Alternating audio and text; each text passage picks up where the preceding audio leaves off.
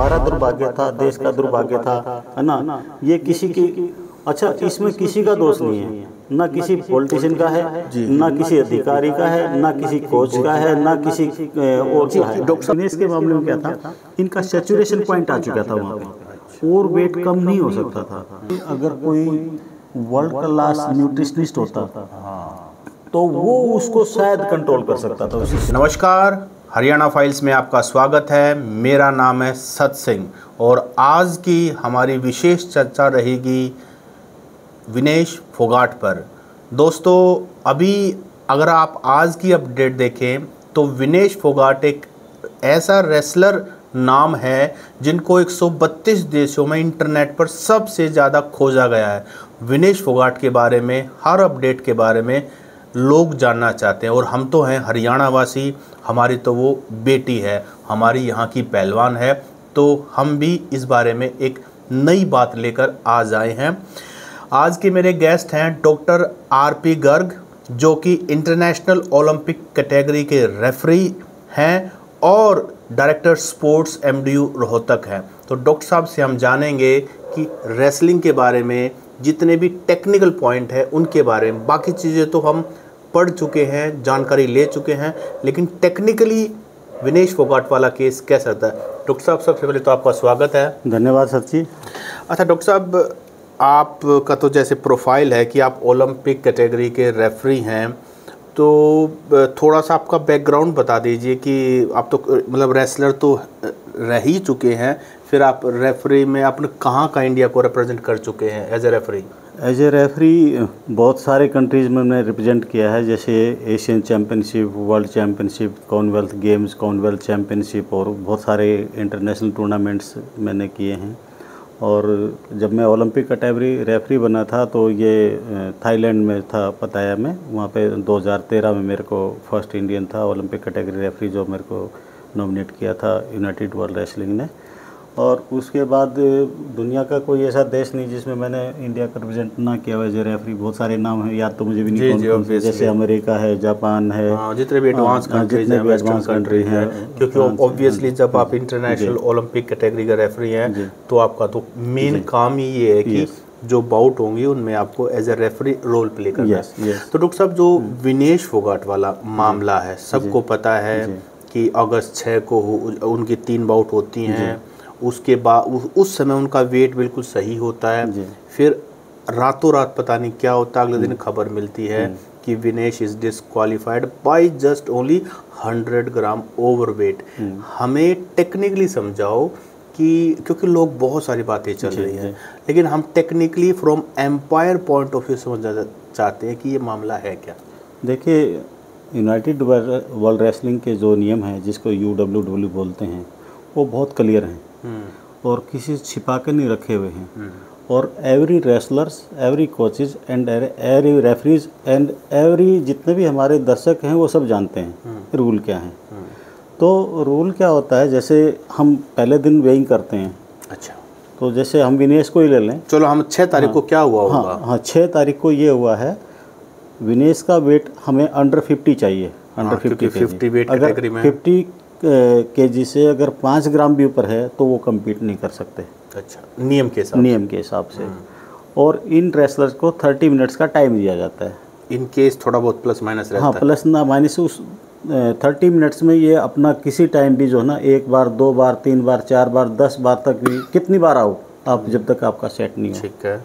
इसके बाद जो फाइनलिस्ट होते हैं और जो फाइनलिस्ट से आ रहे हो यहाँ पे अपने ग्रुप में, उन सब का वेट होता है। ठीक है।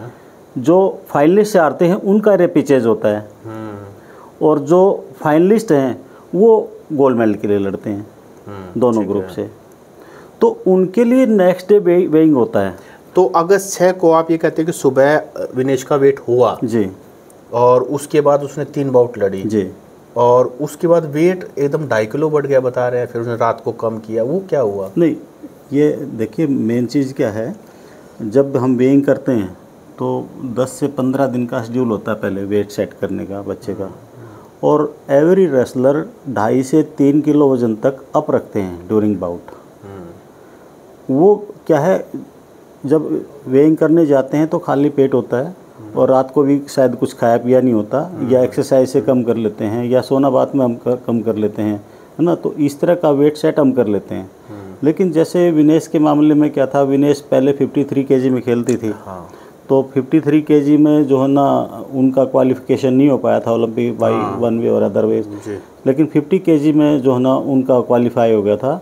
और जिस दिन 50 केजी उन्होंने क्वालिफाई किया तो मैंने कहा था कि ये देश के लिए पहला मेडल हो सकता है। 50 केजी में, क्योंकि अगर 53 केजी में हो जाती हैं तो 60 केजी तक के बच्चे उसमें आते हैं। अच्छा, वेट कम करके। विनेश का वेट रहता 57, 58 ऐसे रहता था, लेकिन वो 60 किलो वाले बच्चे आते हैं उसमें। तो वो जो बाउट लड़ते हैं तो विनेश थोड़ी सी हल्की पड़ जाती है, जैसे कि हमने पिछले 2 ओलंपिक्स में भी देखा था। और 50 केजी के लिए बहुत सूटेबल वेट था इनका। और होया क्या, जो 7 तारीख का वेट था जो इसने जापानी लड़की को हराया, ओक्साना को, यूक्रेन वाली लड़कियों को हराया, क्यूबा की लड़की को, हाँ, ससा की जो कभी नहीं आ रही थी उसको भी हराया। और अगले दिन जब वेट होता है, वेट का एक रूल है, फाइनलिस्ट से जो हारे हैं वो और फाइनलिस्ट उनका वेट होता है। बाकी सारे रेसलर सो जाते हैं अपने घर जाके, भी तुम्हारा नंबर अब नहीं आना।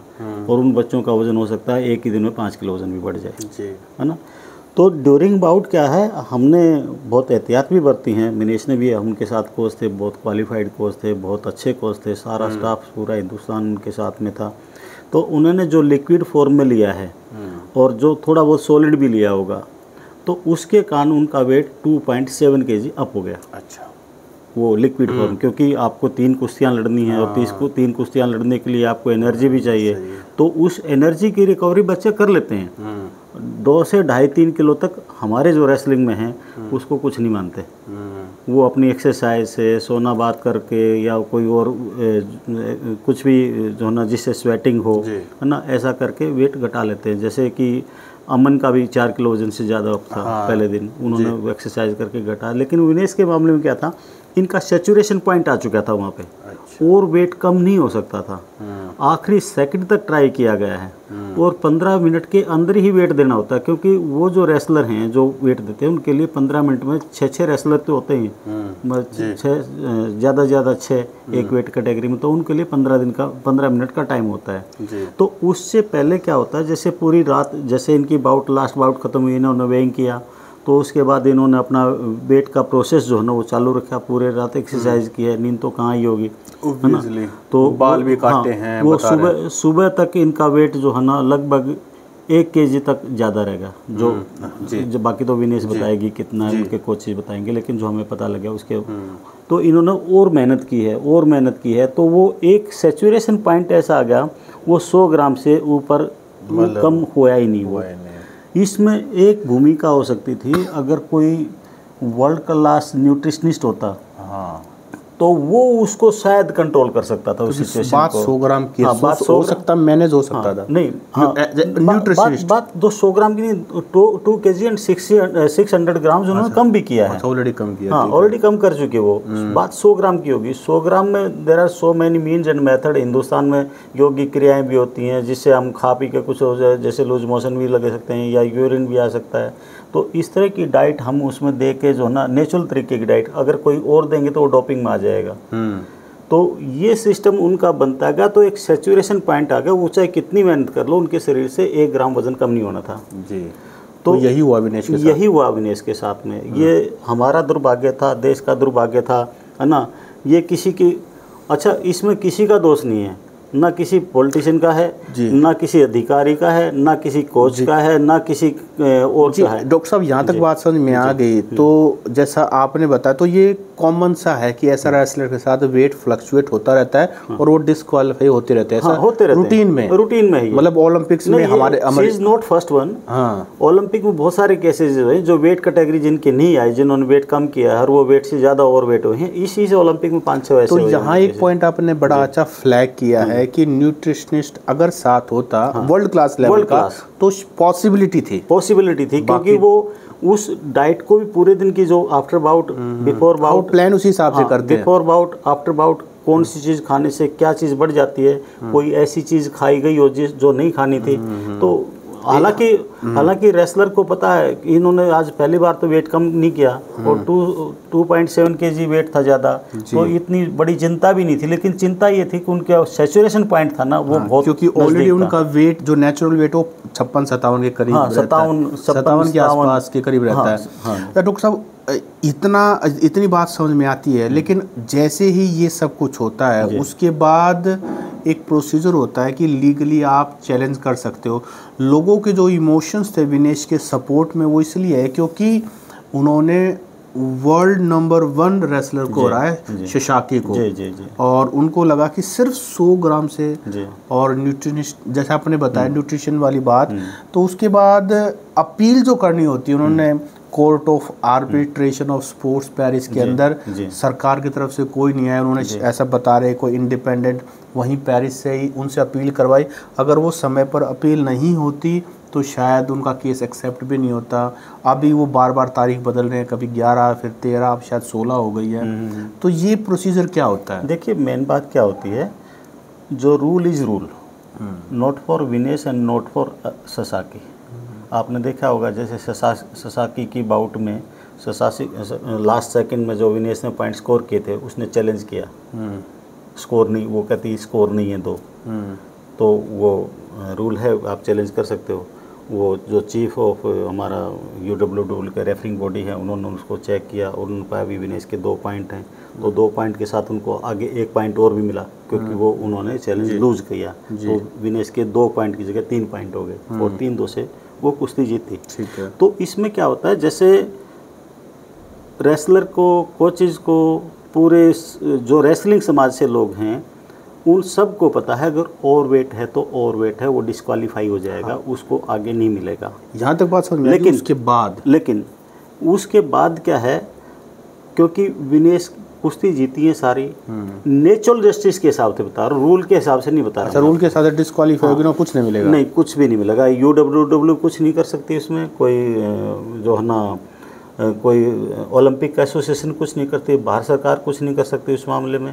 हाँ, सिर्फ जो एक अपील होती है, ये ह्यूमैनिटेरियन ग्राउंड्स पे जो अपील होती है, भाई जब मैं जिस दिन एलिजिबल थी, जिस दिन अंडर वेट थी, मैं वेट कैटेगरी में परफेक्ट थी, उसका फाइनल तक मैंने सफ़र किया है विद इन रूल, और अगले दिन जो है ना मैं ओवर वेट हुई हूँ, तो मैं फाइनल तक तो पहुँच चुकी हूँ, मैंने जीता है।